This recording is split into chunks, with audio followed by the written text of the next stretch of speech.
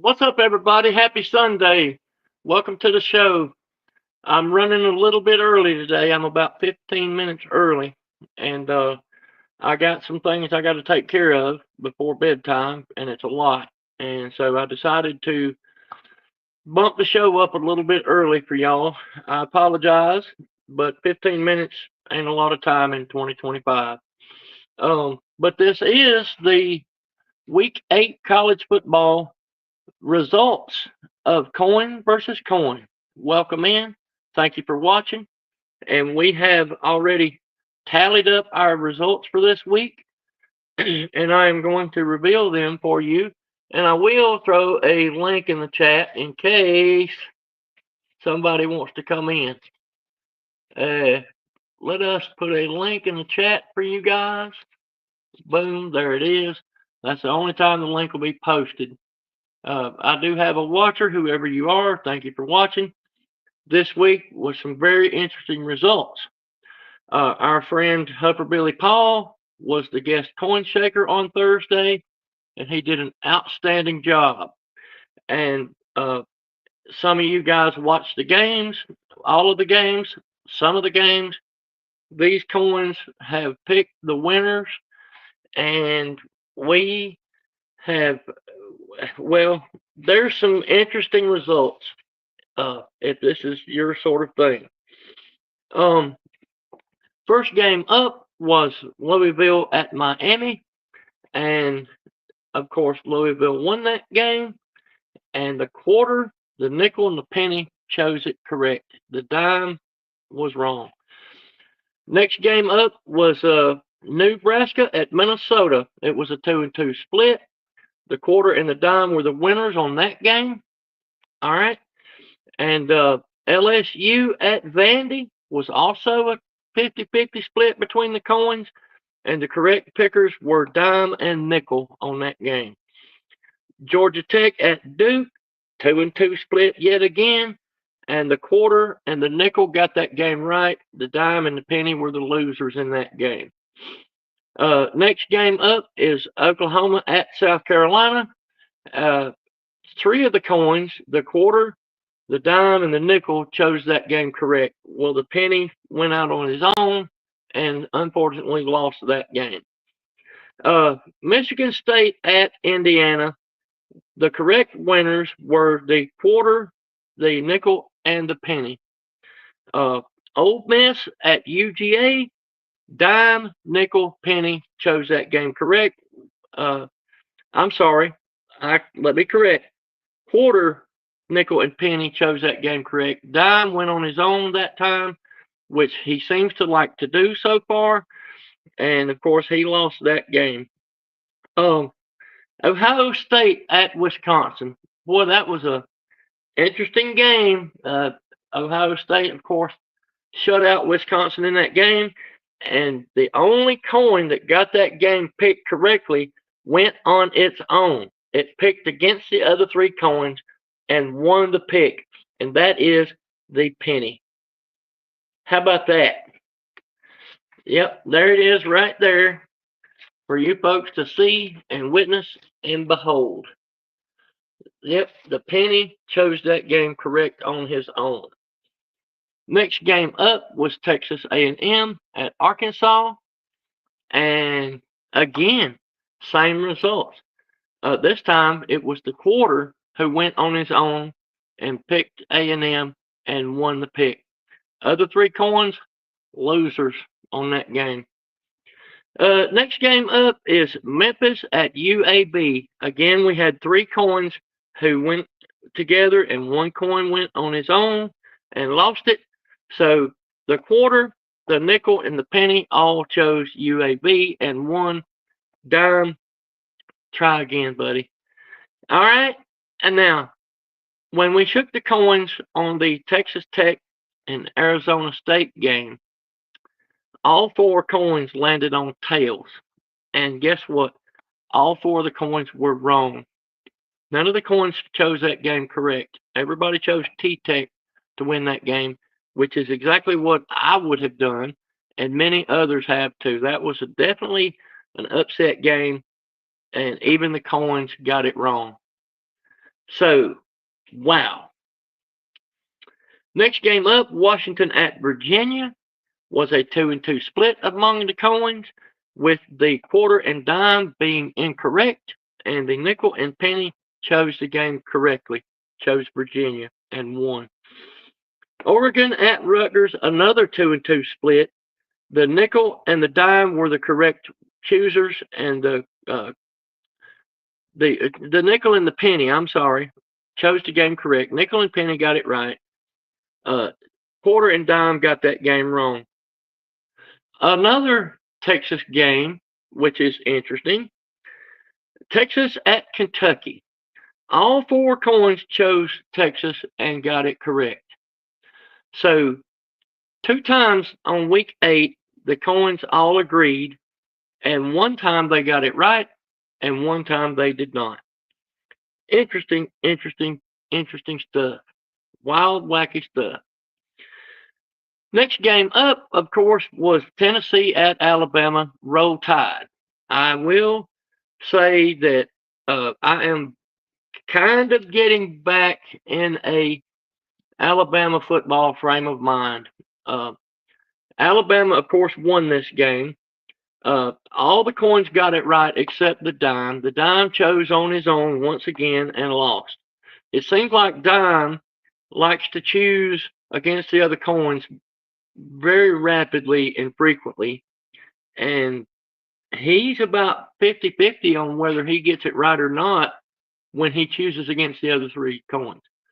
But Alabama has won 4 ranked games in a row, conference games, and they have done really well this season despite losing week 1 to Florida State. And so I am over here eating crow and humble pie, and I'm eating shit for all that stuff I said about Kalen DeBoer and his coaching staff. I was ready to pay for their plane tickets back to out west somewhere, dump them off in the ocean, and forget about them. And I was wrong. So I'm big enough to admit that. It ain't the first time I've been wrong, and it certainly won't be the last. So, thank you, Alabama, for winning the game and winning my heart back. I shall say, Roll Tide once again. Last game up, and this was the game that my guest picker, Hufferbilly, chose to shake the coins on, and that is SMU at Clemson. And 3 coins got it right. The quarter, the dime, the nickel got that game right, and the penny was the sucker in that game. Penny went on his own and lost the pick on the Clemson SMU game, which to me was a fantastic game because fuck you, Clemson Tigers. I don't like you, never have, never will. So, tally sheet. Final results for week 8. Quarter chose 10 games correct. Dime only got 6 games correct out of 16. So this is based on 16 games. Dime was the weakest picker this week at 6 games. And Nickel was the strongest picker this week, believe it or not. Nickel is kind of on a comeback run here. Nickel has been the weakest picker many weeks so far. And this week, he blew everybody out.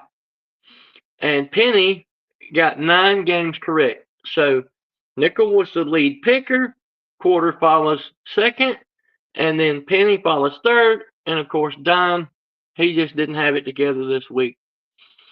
All right. Now, let's add up our results over 5 weeks. I know it's week 8 of college football, but I've only been doing this since week 4. And so we have 5 weeks worth of results here to tally up here. And let's see who is where. 9 and 6, 15. 10 is 25. And 6 is 31. And 10 is 41. So after 5 weeks, the quarter is at 41. All right. And so 13 and 7 is 20. And 8 is 28. And 10 is 38. And so 44 for the dime. All right. And nickel, 8 and 5 is 13. 8 more, 21. 7 more is 28. And 12 is, let's see, 28, 38, it'd be 40. The nickel has gotten 40 proper choose picks over the 5 weeks that we've done this. All right, penny, 11 and 8 is 19. 10 more is 29. And 8 more is 37. And 43 total correct picks for the penny. All right. As a result, we have Dime has chosen 44 correct games, although he was the weakest picker this week. He's been strong in every other week except this week. He is in the lead still by 1. Penny has 43 correct picks. Dime has 44, so Dime is still leading by one correct pick over the 5 weeks. So we have the dime at 44 correct picks, the penny at 43. The quarter is in at 41 correct games picked, and then the nickel is still behind at 40. But it's a pretty close race between the coins, y'all. 44, 43, 41, and 40. That's not a bad race. And we still got 1, 2, 3, 4 more weeks in the regular season to decide which coin is the best college football game picker. I have not decided yet whether I'm going to extend into the postseason or not. Hi there, Huffer. How you doing, sir? Good to see you in here, my man. I may or may not carry this into the postseason, depending on how much interest that we have had over week 12. I think that the most views that these videos have gotten so far is like 27, which is outstanding for something like this.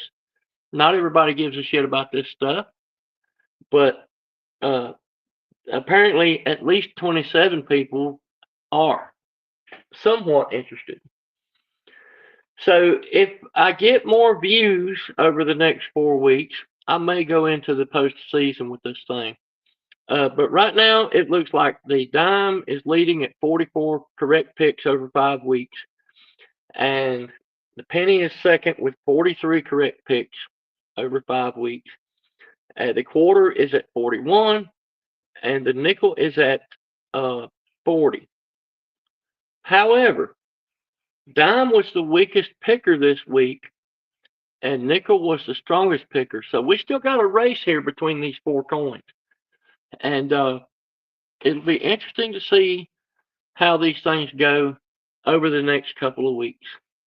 So y'all hang in there with me, and we will try to find a guest picker for next week.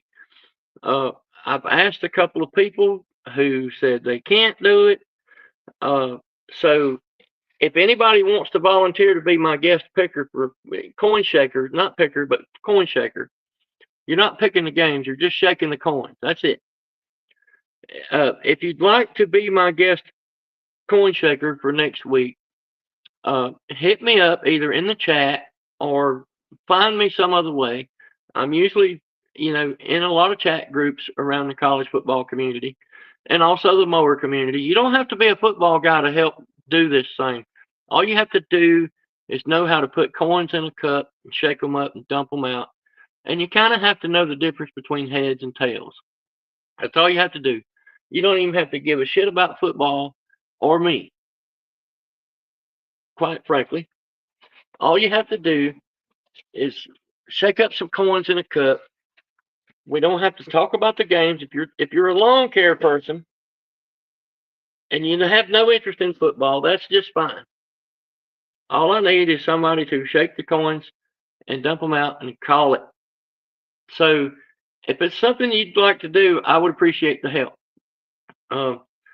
If not, then I'll just do it myself. But I'm hoping that somebody will say yes, and we can have us a guest picker for next week. Somebody who hasn't already done it, hopefully. Uh, if you have already done it, thank you. All I can say is thank you very much. Anyway, that closes out week 8 college football, coin versus coin. We appreciate you being in here and hanging out with old Millis. And y'all have a great day and a great week.